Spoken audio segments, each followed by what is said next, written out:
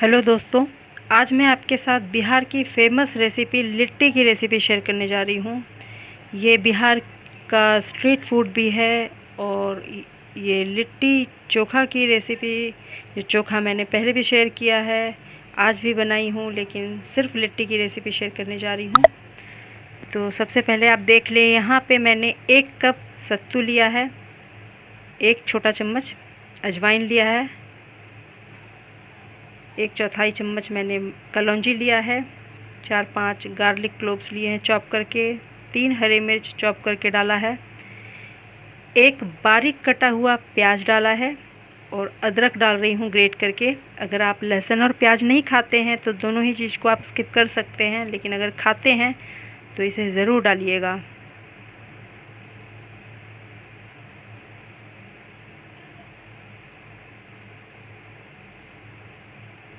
फिर इसमें मैं सरसों का तेल डाल रही हूँ और सरसों का तेल मैंने 3 टेबल स्पून डाला है।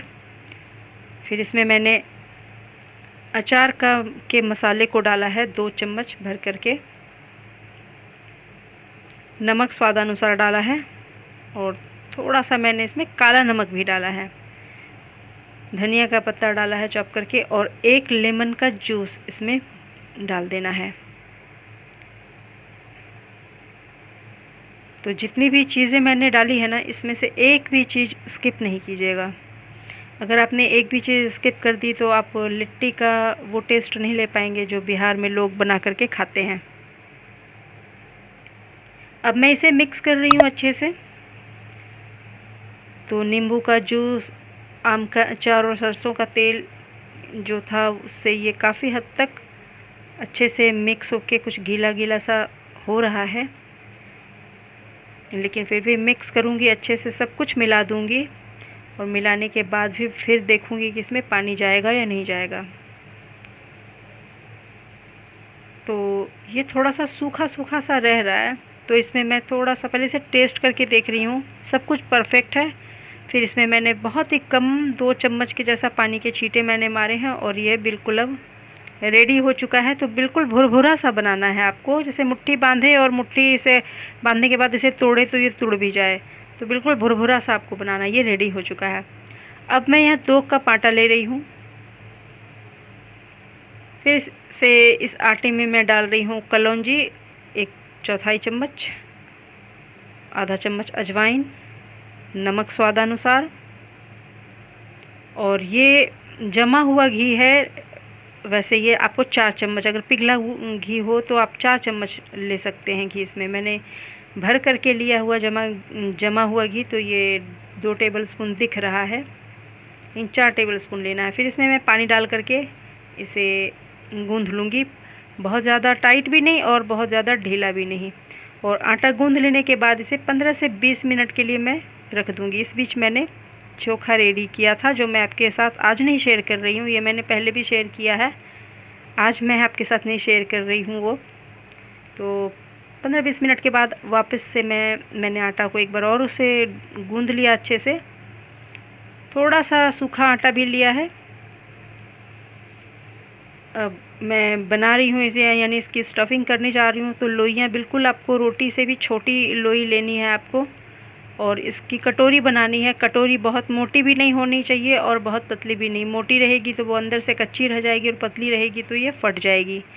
2 टेबलस्पून भर भर करके मैंने जो सत्तू का मिक्सचर जो तैयार किया था वो इसमें डाला है, दबा करके अच्छे से, और इस तरह से गोल करते हुए ही इसे अच्छे से पैक कर दिया है और दबा करके फिर इसे लोई का ही रूप दे दिया है, गोल लोई की तरह दिखने लगा ये।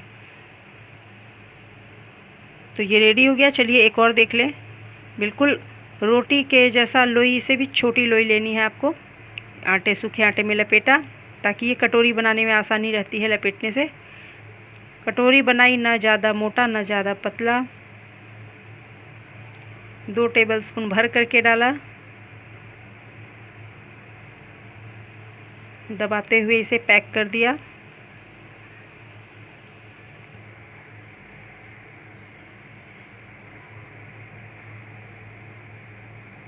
तो मैं ये एक्चुअली ये बनता है लकड़ी का, जो कोयला होता है उस पे बनता है। तो मैं इसे आज बना रही हूँ कढ़ाई में और जाली पर बना रही हूँ।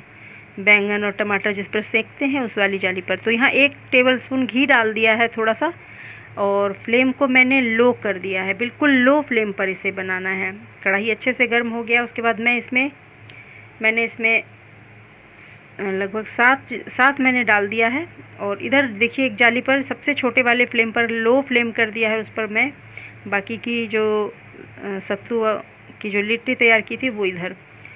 बस अब इसे आपको थोड़ी थोड़ी देर में इस तरह से पलटते रहना है। तो आप देख लें कि बिल्कुल इस तरह से स्पॉट आएगा इसमें बिल्कुल, और आपको पलट देना है। तो थोड़ी थोड़ी देर में चेक करेंगे और इसे पलट देंगे। हाँ, मेरे तरह आप कोई छोटा चम्मच बिल्कुल ना लें, क्योंकि मैं आज 3-4 बार मुझे थोड़ा सा गर्म कढ़ाई कहीं ना कहीं लग गई है। तो आप बड़ी सी कलछी रखें। फिर मैं इसे पलट रही हूँ।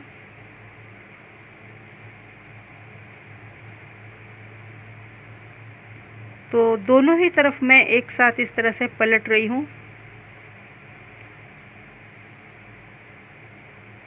और आप देख ही सकते हैं कितना अच्छा हो गया है ये।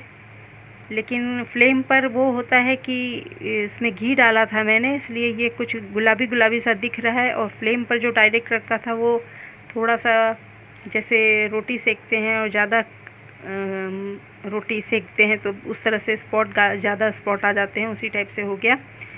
तो जब आप लकड़ी के कोयले पर इसे पकाएंगे ना, तो उसका जो टेक्सचर होगा और वो जिस तरह से बनेगा ना, वो ना तो कढ़ाई के अंदर दिखने में मिल रहा है ना आपको जाली वाले पे, वो अलग ही सिकता है, वो अलग ही उसका होता है। वो फूल जाता है और खुद ब खुद फट जाता है। यहाँ पे आप देख सकते हैं कि ये सिक रहा है, कुछ ज़्यादा भी लग रहा है कहीं कहीं से, लेकिन यहाँ पे इस वाले जाली पर बिल्कुल भी फटा नहीं। जबकि आप लकड़ी के फ्लेम पर अगर आप बनाएंगे इसे तो वो बिल्कुल फट जाता है। मतलब ये जो सत्तू की स्टफिंग की हुई है ना, वो बिल्कुल फट जाता है चारों तरफ से। वो देखने में वो ज़बरदस्त आता है, और उसका जो टेस्ट आता है, स्मोकी फ्लेवर भी आता है उसमें, तो उसका टेस्ट कुछ अलग होता है। तो कभी पॉसिबल होगा तो मैं उस पर भी आपको बना करके दिखाऊंगी। अभी तो लॉकडाउन की वजह से और इन चीज़ों की वजह से बाहर जाना और वो चीज़ें लाना थोड़ा मेरे लिए पॉसिबल नहीं है। मैं आपको आज कढ़ाई में भी दिखा रही हूँ। अगर आपके पास लकड़ी का कोयला नहीं है तो आप इस तरह भी बना सकते हैं। सेम चीज़ आप प्रेशर कुकर में भी कर सकते हैं। तो इसी तरह से बस इसे थोड़ी थोड़ी देर में तब तक पलटते रहिए जब तक कि चारों तरफ से ये सिक न जाए, और जहाँ भी आपको कच्चा दिख रहा है उसे तुरंत पलट दीजिए।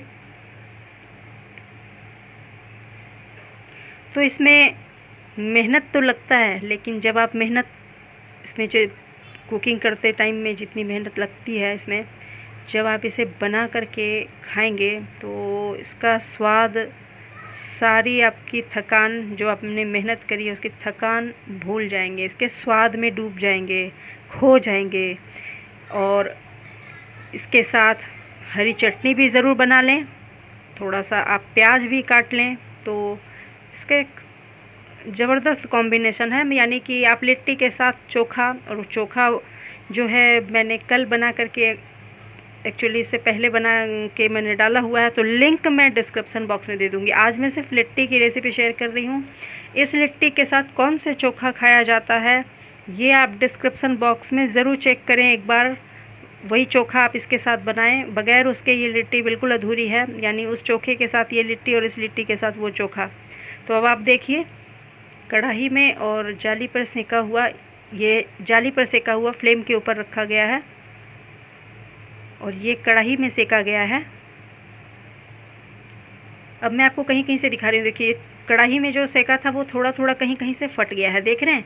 लेकिन यही चीज़ जब आप लकड़ी में सेकेंगे ना तो ये और ज़्यादा फट जाता है, और ये इसका साइन है कि ये बहुत अच्छे से पक गया है। अब जो ये वहाँ फटता, सो मैं अब इसे यहीं पे थोड़ा थोड़ा सा तोड़ दे रही हूँ ताकि मैं इसमें घी डाल सकूँ। काफ़ी गर्म है ये।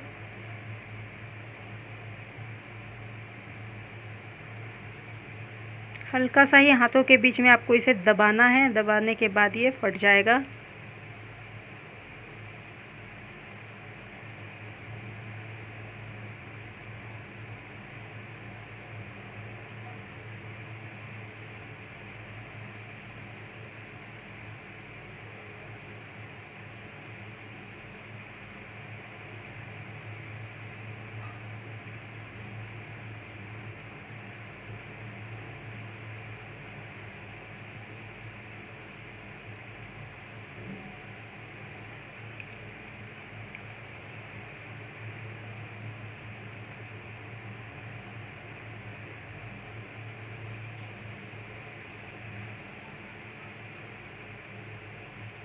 तो एक एक करके सारा मैंने इसी तरह से तोड़ा है।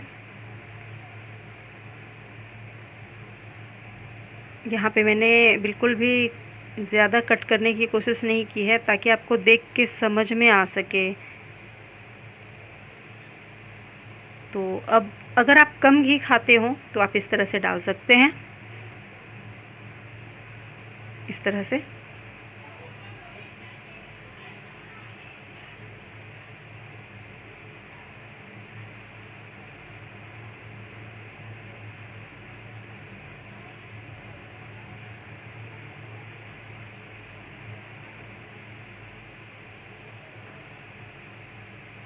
और अगर आप ज़्यादा घी खाते हैं तो आपको कटोरी में घी लेना है और ये उसी में डुबा देना है, बिल्कुल एक एक लिट्टी को डुबा देना है उसमें। तो लिट्टी गर्म है इसलिए घी भी पिघल रहा है उसमें, और इसे चारों तरफ से घुमाना है, बिल्कुल डिप करना है, डुबा देना है इसमें। मतलब घी की कंजूसी बिल्कुल नहीं करनी है यहाँ पे। अब मैं सर्व कर रही हूँ, आप देखिए किस तरह से, इस तरह से घुमाते हुए बिल्कुल घी के में डुबा देना है इसे। और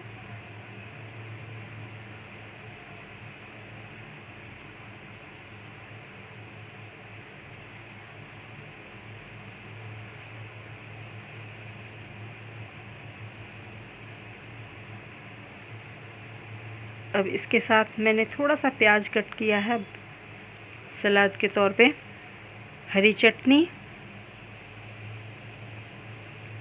और ये आलू बैगन और टमाटर का चोखा है जो इसका पेयर है। इसके बिना लिट्टी अधूरी है, और इस चोखे के साथ ही ये खाई जाती है। तो चोखा जब भी बनाइए, ये लिट्टी बनाइए, ये लिट्टी बनाइए तो ये चोखा ज़रूर बनाइए। रेसिपी अच्छे लगे तो लाइक शेयर कमेंट ज़रूर करें। देखने के लिए धन्यवाद।